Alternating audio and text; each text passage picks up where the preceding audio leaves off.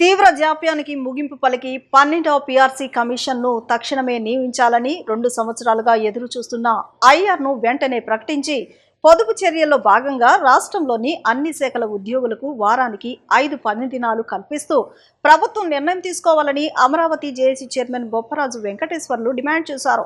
రాష్ట్ర ప్రభుత్వ ఉద్యోగులందరికీ 5 రోజుల పని దినాలు ఆంధ్రప్రదేశ్ రాష్ట్రంలోని అన్ని హెచ్ఓడి రాష్ట్ర సచివాలయంలో రాష్ట్ర విభజన అనంతరం అమల్లో ఉన్న విధంగానే రాష్ట్రంలోని అన్ని ప్రభుత్వ శాఖల కార్యాలయాల్లో పనిచేస్తున్న ఉద్యోగులు కూడా వారానికి 5 పని దినాలు అమలు చేయాలని కోరుతూ ఏపీ జేఏసీ అమరావతి రాష్ట్ర కమిటీ తరపున ముఖ్యమంత్రికి వినతి పత్రాన్ని సమర్పించామని తెలిపారు. ప్రస్తుతం రాష్ట్రంలో పెరుగుతున్న డీజిల్ వ్యయం, రవాణా సమస్యలు, ఉద్యోగులపై పెరుగుతున్న ఆర్థిక భారం, కాలుష్య నియంత్రణ, విద్యుత్ మరియు ఇంధన పొదుపు వంటి అంశాలను దృష్టిలో ఉంచుకుని వారానికి 5 పని దినాల విధానం అన్ని శాఖల ఉద్యోగులకు ప్రయోజనకరంగా ఉంటుందని AP JAC Amaravati chairman Bopparaju Venkateswarlu వివరించారు. ఉద్యోగ మిత్రులందరికీ నమస్కారం.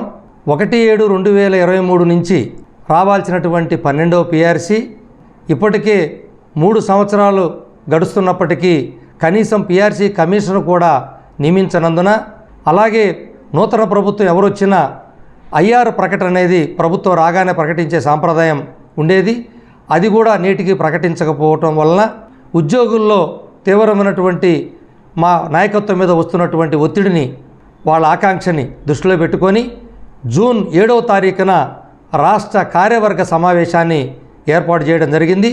ఈ కార్యవర్గ సమావేశంలో భవిష్యత్తు కార్యక్రమాల్ని చర్చించేదానికి ముందుగా ఈ విషయాల్ని గౌరవ ముఖ్యమంత్రి గారి దృష్టికి తీసుకెళ్లాలన్నటువంటి ఉద్దేశంతో ఈరోజు 20వ తారీఖున గౌరవ ముఖ్యమంత్రి గారి కార్యాలయానికి వెళ్ళి పీఆర్సీ 12వ పీఆర్సీ కమిషన్ నియామకం మీద, అలాగే ఐఆర్ ప్రకటన విషయంలో స్పష్టతనివ్వాలని, అదేవిధంగా పశ్చిమాసియా యుద్ధ వాతావరణ నేపథ్యంలో కేంద్ర రాష్ట్ర ప్రభుత్వాలు తీసుకున్నటువంటి పొదుపు చర్యల్లో భాగంగా ఆంధ్రప్రదేశ్ ప్రభుత్వం కూడా పొదుపు చర్యలు తీసుకుంటున్నటువంటి నేపథ్యంలో ప్రభుత్వ ఉద్యోగులకు ప్రధానంగా 5 డే వీక్ని అంటే 5 రోజుల పని దినాలని ప్రకటించాలని, అలాగే ఎలక్ట్రికల్ వాహనాలు అంటే విద్యుత్ వాహనాలని కొనుగోలు విషయంలో ప్రభుత్వ ఉద్యోగులకి ప్రత్యేక రాయితీలు కల్పించాలని ప్రభుత్వానికి విన్నవించడం జరిగింది.